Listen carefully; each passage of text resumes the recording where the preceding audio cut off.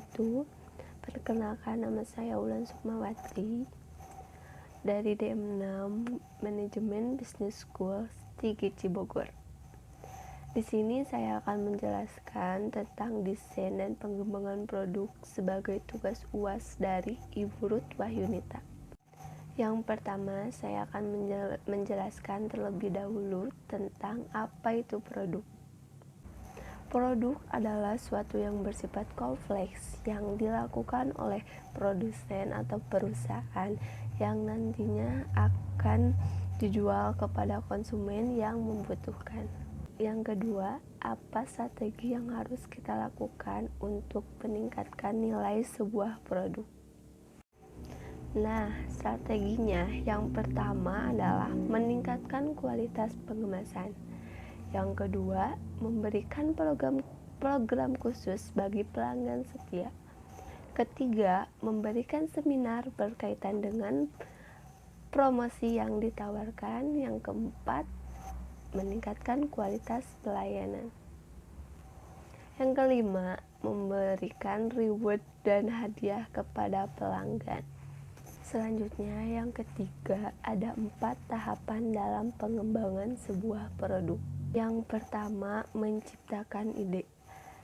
Tahapan ini adalah tahapan awal bagi kita dalam menentukan produk yang ingin diciptakan. Dalam tahapan ini, biasanya kita memikirkan ide tentang produk apa yang ingin kita buat, baik produk tersebut sudah ada di pasaran ataupun belum. Yang kedua, menyaring ide. Pada tahap ini, kita mulai menyaring, menseleksi, atau bahkan mengkombinasikan ide-ide yang ada. Yang ketiga, pembuatan dan pengujian ide. Pada tahap ini, kita mulai membuat serta menguji ide apa yang telah terbentuk hingga menjadi sebuah produk yang berkualitas dan sesuai harapan pastinya. Yang keempat, pengembangan strategi pemasaran. Tahapan ini adalah tahapan kita dalam membuat dan menyusun strategi pemasaran efektif yang dapat digunakan dalam memperkenalkan produk tersebut kepada konsumen. Yang ketiga, analisis permintaan industri, yaitu mempelajari siapa, mengapa, dan bagaimana para konsumen atau pelanggan membeli jenis produk yang dipasarkan. Yang keempat, analisis permintaan terhadap merek, yaitu pemahaman bagaimana para pembeli membuat pilihan antara merek atau penjual pada pasar relevan. Yang kelima, analisis usaha. Dalam tahap ini adalah kita melihat dan menganalisis apakah produk yang telah dipasarkan dapat memperoleh keuntungan atau tidak. Selanjutnya, yang keempat, ada 5 faktor yang mempengaruhi peluang pasar, yaitu yang pertama, 1. Gambaran struktur produk pasar, yaitu mengidentifikasi kumpulan produk-produk yang dapat disajikan untuk memuaskan kebutuhan mendasar, kemudian menganalisis tingkat kemampuan saling mengganti atau substitusi produk-produk tersebut. Yang kedua, batasan pasar yang relevan, yaitu batasan kelompok pesaing yang dianggap paling relevan yang dapat ditetapkan seperti antar merek atau sesama pemasar yang memenuhi kebutuhan pangsa pasar yang sama. Yang ketiga, analisis permintaan industri, yaitu mempelajari siapa, mengapa, dan bagaimana para konsumen atau pelanggan membeli jenis produk yang dipasarkan. Yang keempat, analisis permintaan terhadap merek, yaitu pemahaman bagaimana para pembeli membuat pilihan antara merek atau penjual pada pasar relevan.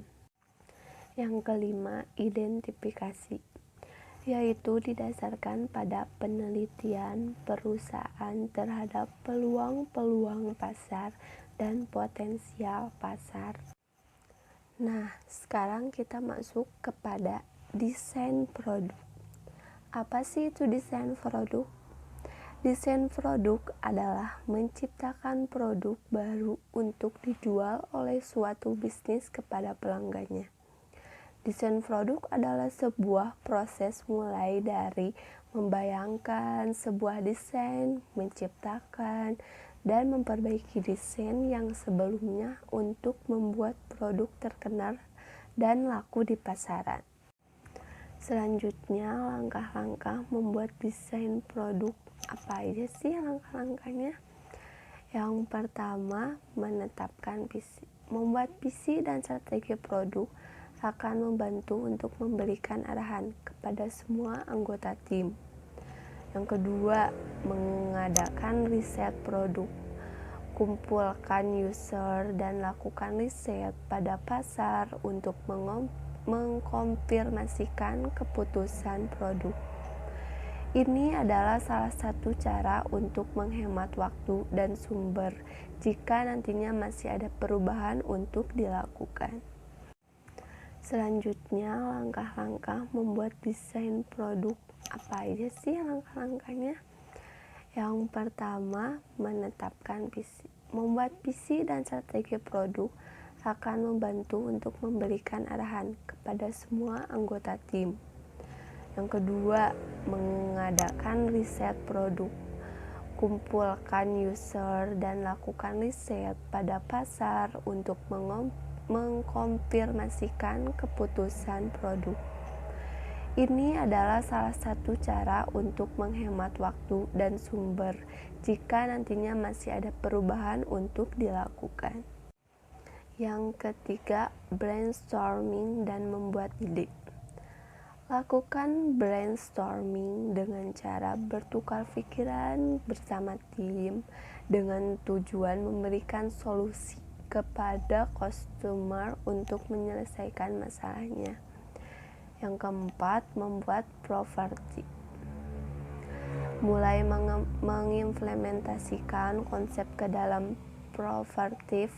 Propertif bertujuan untuk bisa mencoba sebelum produk selesai dibuat dan melihat respon dari user sebelum melanjutkan pembuatan desain produk. Yang keenam, peluncuran. Jika ada hasil sesuai harapan dari setiap percobaan, maka produk siap untuk diluncurkan ke publik dan pastikan bahwa semua sudah selesai, konsisten, dan akurat. Yang ketujuh, aktivitas setelah peluncuran. Perubahan atau update bisa saja dilakukan lagi setelah produk diluncurkan. Hal ini berguna untuk meningkatkan kualitas dari produk yang sudah dibuat, serta menjadi one-stop solution bagi penggunanya. Selanjutnya, tujuan desain produk, yaitu yang pertama untuk menghasilkan produk yang berkualitas tinggi dan mempunyai nilai jual yang tinggi. Yang kedua, untuk menghasilkan produk yang keren pada masanya. Yang ketiga, untuk membuat produk seekonomis mungkin dalam penggunaan bahan baku dan biaya-biaya dengan tanpa mengurangi nilai jual produk tersebut. Selanjutnya, manfaat dari desain produk. 1. Dapat memberikan nilai lebih bagi produk. Yang kedua, mampu meningkatkan daya saing produk. Yang ketiga, menjadi faktor penentu kesuksesan produk. Yang keempat, pendapatan akan bertambah. Yang kelima, dapat menunjang citra perusahaan. Selanjutnya adalah kesimpulan dari semua penjelasan yang saya jelaskan. Kesimpulan dari desain dan pengembangan produk. Kesimpulannya adalah dengan adanya desain pada hasil produksi yang dibuat ataupun yang dikembangkan ialah untuk memberikan pengaruh pada nilai hasil produksi. Sebuah perusahaan harus memperhatikan proses dari pengembangan desain itu. Karena itulah salah satu tujuan untuk mendapatkan keuntungan dalam mengembangkan bisnisnya. Sekian dari saya. Mohon maaf bila ada kesalahan. Assalamualaikum warahmatullahi wabarakatuh.